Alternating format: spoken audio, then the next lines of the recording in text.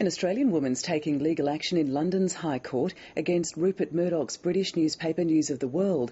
Mary Ellen Field was working for the Australian model and businesswoman Elle Macpherson when she was accused of leaking information to the press and was sacked. It was later revealed that a private investigator had illegally accessed her voicemail messages on behalf of the newspaper. ABC Europe correspondent Emma Alberici reports.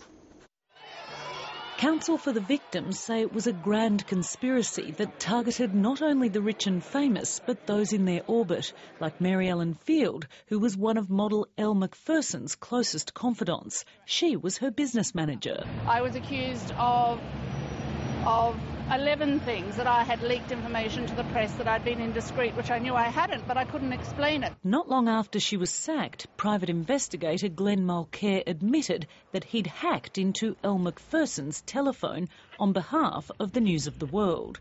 In 2007, he was jailed for tapping into phones belonging to the royal household. London's High Court will now run 5 test cases to establish just how much each person should receive.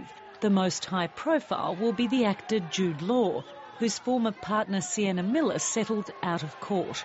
Mr Justice Voss said Jude Law's matter was particularly significant, and that's why he wanted it taken to trial, because it's alleged that his case, in the words of the judge, implicates a very senior News of the World executive. Mary Ellen Field has been chosen as one of the second-tier cases to be heard in London's High Court, just in case the newspaper decides to pay some people to drop their matters. 6 years it is now. Yeah, well, it's November 2005, so it's been a long time.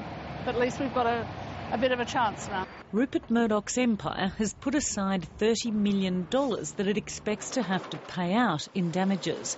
Emma Alberici, ABC News, London.